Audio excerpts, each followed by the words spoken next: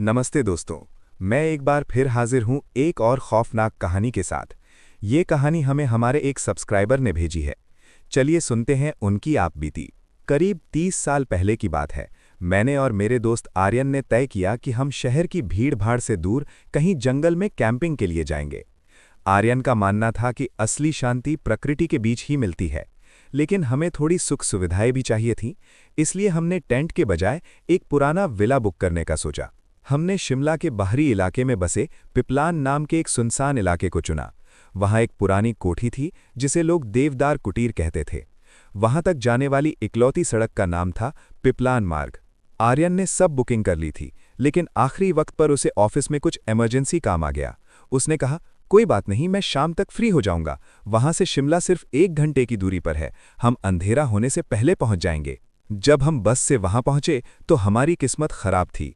आर्यन के जिस दोस्त ने गाड़ी देने का वादा किया था वो हमसे बिना मिले ही चला गया। उस दौर में न कोई ऊबर थी न ओला। काफी मशक्कत के बाद एक टैक्सी वाला रुका। जैसे ही हमने उसे पिपलान मार्ग और देवदार कुटीर जाने को कहा, वो हक्का बक्का रह गया। उसने डरते हुए पूछा, क्या आप वाकई सूर्यास्त के बाद वहां जाना चाहते हैं? साहब, वहां तो जानवर भी जाने से कतराते हैं, वो जगह शापित है। हमने उसकी बातों को मजाक में उड़ा दिया और उसे 2 गुना किराया देने का लालच दिया। आखिरकार वो तैयार हो गया। जैसे जैसे हमारी गाड़ी पिपलान के घने जंगलों में दाखिल हुई, सन्नाटा गहराने लगा। सड़क के किनारे लगे पेड़ों की परछाइयां हेडलाइट की रोशनी में किसी डरावने राक्षस जैसी लग रही थीं। ड्राइवर बुरी तरह डरा हुआ था और लगातार हनुमान चालीसा का पाठ कर रहा था। आर्यन उसका मजाक उड़ा रहा था। करीब 1 घंटा बीत गया, पर कोठी का कहीं पता नहीं था। मैंने घबराकर पूछा, भाई, क्या हम रास्ता भटक गए हैं? ये तो सिर्फ 15 मिनट का रास्ता था। ड्राइवर के माथे पर पसीना था। उसने कहा, रास्ता तो यही है साहब, मैं दिन में कई बार आया हूं, शायद अंधेरे की वजह से कोई मोड़ छूट गया। चारों तरफ घना अंधेरा था, ना आसमान में तारे दिख रहे थे न चांद। तभी आर्यन की नज़र खिड़की के बाहर पड़ी। घने पेड़ों के बीच एक आदमी गाड़ी के साथ साथ चल रहा था। उसने एक काला लोई यानी शॉल उड़ा हुआ था, जिससे उसका चेहरा ढका हुआ था। ड्राइवर ने गाड़ी रोकी। मैंने खिड़की नीचे करके पूछा, भाई साहब, क्या आप बता सकते हैं कि देवदार कुटीर किस तरफ है? हम रास्ता भटक गए हैं। उस आदमी ने कोई जवाब नहीं दिया। उसने अपना चेहरा भी नहीं उठाया, बस खामोशी से अपना हाथ बाईं ओर एक कच्ची पगडंडी की तरफ कर दिया। ड्राइवर ने तुरंत गाड़ी उधर मोड़ दी।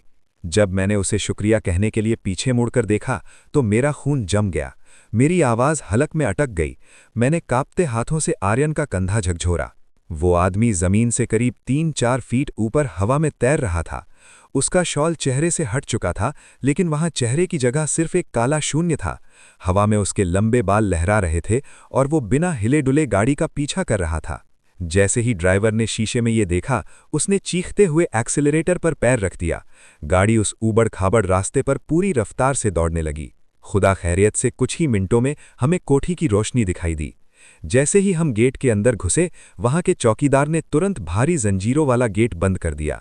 हमारे चेहरे सफ़ेद पड़ चुके थे। चौकीदार ने हमें देखते ही कहा, आप लोग खुशकिस्मत हैं जो सही सलामत पहुंच गए। पिपलान की इस सड़क पर सूरज ढलने के बाद रूहें पहरा देती हैं। जो भी अंधेरे में वहां फंस जाता है, वो कभी अगली सुबह का सूरज नहीं देख पाता। अगली सुबह होते ही आर्यन ने अपना सामान बांध लिया। उसने कांपते हुए कहा, भाई, मुझे मेरी शहर की शोर शराबे वाली जिंदगी ही पसंद है। इस खौफनाक जंगल से तो वही बेहतर है। आज भी जब कोई कैंपिंग या पहाड़ों की बात करता है तो मेरे रोंगटे खड़े हो जाते हैं। मैं उस बिना चेहरे वाले हवा में तैरते साये को कभी नहीं भूल सकता। तो दोस्तों, ये थी आज की कहानी। अगर आपको ये पसंद आई हो तो वीडियो को लाइक ज़रूर करें और कमेंट्स में बताएं कि क्या आपके साथ भी कभी ऐसा कुछ हुआ है। मिलते हैं अगली डरावनी कहानी के साथ। तब तक के लिए सावधान रहें।